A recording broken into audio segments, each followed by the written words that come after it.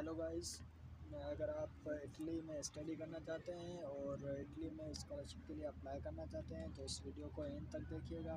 मैं आपको डिटेल से पूरा प्रोसीजर बताऊंगा कि आप कैसे इटली में मास्टर की स्कॉलरशिप के लिए अप्लाई कर सकते हैं। तो अप्लाई करने में सबसे पहले आपके दिमाग में यही बात होगी कि कब अप्लाई हमें करना है इटली के लिए।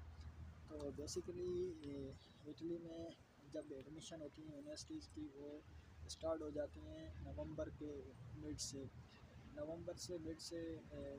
तकरीबन सब यूनिवर्सिटीज़ की एडमिशन स्टार्ट हो जाती हैं और मार्च या अप्रैल तक तकरीबन 90% एडमिशन चलती रहती हैं।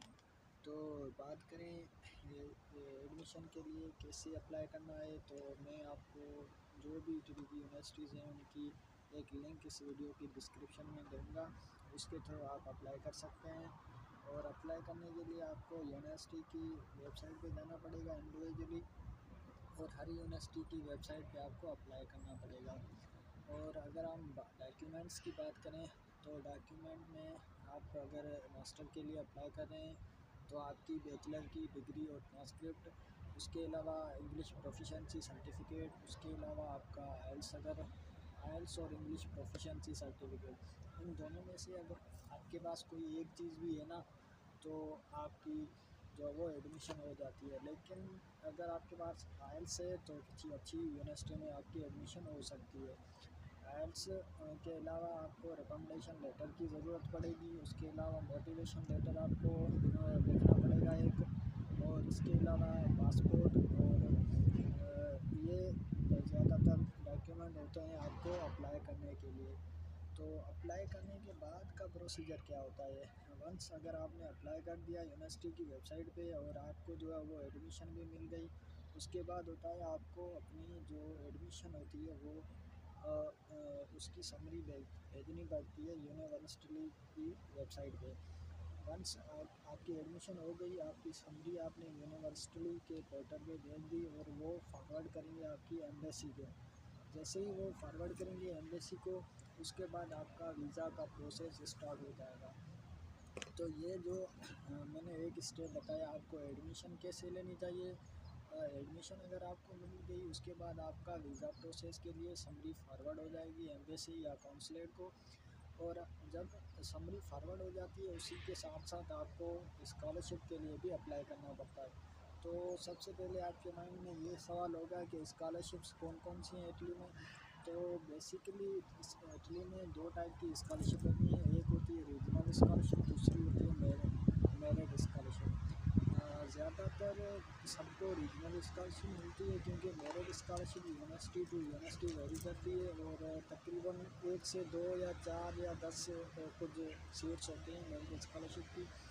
तो मेरिट स्कॉलरशिप के अलावा रीजनल स्कॉलरशिप तकरीबन सबको मिल जाती है। लेट सपोज अगर मैं यहाँ यूनिवर्सिटी ऑफ जिनोवा में पढ़ रहा हूँ तो यहाँ पर मुझे मेरिट स्कॉलरशिप नहीं मिली है, मुझे रीजनल स्कॉलरशिप मिली है। रीजनल स्कॉलरशिप का मतलब ये है कि आपकी यूनिवर्सिटी जिस रीजन में आती है उस रीजन को, वो रीजन जो होता है उसकी एक स्कॉलरशिप की अमाउंट होती है, वो आपको प्रोवाइड करते हैं। इसके लिए आपको क्या करना पड़ता है, जैसे ही आप यूनिवर्सिटी में एडमिशन हो जाती है उसके फ़ौरन बाद जैसे ही रीजनल स्कॉलरशिप की वेबसाइट ओपन होती है आपको वहाँ पर अप्लाई करना पड़ता है, वहाँ पर डॉक्यूमेंट अपलोड करने पड़ते हैं और वो आपको स्कॉलरशिप दे देते हैं। अगर आपके डॉक्यूमेंट वेल अपलोडेड हैं तो फिर आपको स्कॉलरशिप की अमाउंट मिल जाती है। ये रीजनल स्कॉलरशिप की बात हो गई, एडमिशन की बात होगी। उसके बाद वीज़ा की बारी आती है। वीज़ा के लिए आपको एक डॉक्यूमेंट बनवाना पड़ता है जिसका नाम है सीनिया। तो इस सीनियर डॉक्यूमेंट की तकरीबन यहाँ पाकिस्तान में 90,000 टू 1 लाख फ़ीस होती है, और ये सीनियर डॉक्यूमेंट आपको चाहिए होता है। कुछ एम्बेसी या कौंसलेट्स डीओवी भी एक्सेप्ट करती हैं, लेकिन वो आपको डिपेंड करता है किस ईयर पे आप अप्लाई करें और रिक्वायरमेंट क्या क्या है। मैंने इस साल जो है वो कराची काउंसलेट से अप्लाई किया था, तो मेरे पास जो है वो उन्होंने डीओवी एक्सेप्ट नहीं किया था, तो मैंने सीनिया बनाया था। ये डिपेंड करता है कि काउंसलेट की रिक्वायरमेंट क्या क्या है। तो ये एक तो सीनियर डॉक्यूमेंट हो गया वीज़ा के लिए। दूसरे उसके अलावा आपको बोर्ड के डॉक्यूमेंट्स वेरीफाई कराने पड़ेंगे बोर्ड से, उसके बाद IBCC से, उसके बाद मोफा से, उसके बाद HEC से। आपकी जो यूनिवर्सिटी की डिग्री और ट्रांसक्रिप्ट है वो भी टेस्ट करवानी पड़ेंगी। और ये सारे डॉक्यूमेंट्स, और उसके अलावा वीज़ा फाइल में वीज़ा का फॉर्म होता है। उसके बाद आपका जो है वो टैक्स रिटर्न्स होते हैं। वो बहुत सारी वीज़ा के डॉक्यूमेंट्स हैं जिसका मैं सेपरेट एक वीडियो बनाऊंगा। इस वीडियो में मैं आपको जस्ट एक ओवरव्यू दे रहा हूँ कि आप इटली में मास्टर की स्कॉलरशिप के लिए कौन कौन से डॉक्यूमेंट आपके रिक्वायर होते हैं, और कैसे आप स्कॉलरशिप ले सकते हैं, कैसे आप एडमिशन ले सकते हैं, और किस तरह आप जो है ना वो एक अपनी स्ट्रॉन्ग फाइल बनाकर वीज़ा अप्लाई कर सकते हैं। तो नेक्स्ट वीडियो में मैं आपको वीज़ा के लिए अप्लाई कैसे करते हैं, डॉक्यूमेंट कैसे बनाते हैं वो सिखाऊंगा। और इसके अलावा अभी इस साल में जिन यूनिवर्सिटीज़ की एडमिशन ओपन हो गई है उनका भी अप्लाई करने का प्रोसेस मैं आपको बताता रहूँगा। और इस वीडियो में मैंने एक आपको वे आउट दे दिया है कि इटली में कैसे अप्लाई करना पड़ता है।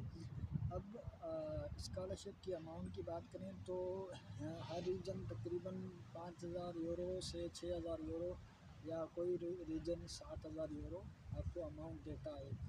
लेकिन वो अमाउंट आप यहाँ पहुँचने के बाद आपको मिलता है, उससे पहले आपको खर्च खुद करना पड़ता है। अपना खर्चा जो भी एक्सपेंसेस है वो खुद करने पड़ते हैं। तो अगर आपको एक आइडिया दूँ कि कौन कौन से एक्सपेंसेस आपके हो सकते हैं, तो आपके डॉक्यूमेंटेशन का हो गया, आपकी सीमा का हो गया, आपका यहाँ आने का खर्चा हो गया, एयरफेस टिकट का खर्चा हो गया, ये जो भी चीज़ें हैं ये आपको खुद करनी पड़ती हैं। और वंस अगर आप यहाँ पर आ गए, आप स्कॉलरशिप जो है ना वो उसके डॉक्यूमेंट आपने प्रॉपरली अपलोडेड किए हैं तो आपको स्कॉलरशिप मिल जाती है। फिर इसमें कुछ रीजन में 1-2 महीने मिल जाती है, कुछ रीजन में 4-5 महीने भी लग सकते हैं। जैसे मेरा ये रीजन है, यहाँ पर मुझे जो है ना वो तकरीबन मई या जून में मिलेगी अमाउंट। तो इतना जो है ना वो आपको माइंड में होना चाहिए कि इतना हमें वेट करना पड़ सकता है, इतना हमें खर्चा करना पड़ सकता है, और तब जाके हमें स्कॉलरशिप मिलेगी। उसके अलावा यहाँ पर पार्ट टाइम जॉब भी कर सकते हैं आप, उसकी भी मैं अलग से वीडियो बनाऊँगा। लेकिन फ़िलहाल मैं आपको एक ओवरव्यू दिया है कि आप इटली में कौन कौन सी वेबसाइट पे कैसे अप्लाई कर सकते हैं, कैसे डॉक्यूमेंटेशन बना सकते हैं, और कब अप्लाई कर सकते हैं। और नेक्स्ट वीडियो में मैं आपको जो है वो वीज़ा के बारे में बताऊंगा, और रीजनल स्कॉलरशिप के बारे में बताऊंगा, और हर एक यूनिवर्सिटी जिस भी यूनिवर्सिटी की एडमिशन ओपन है उन यूनिवर्सिटीज़ की एप्लीकेशन फिल करने का तरीका आपको बताऊंगा।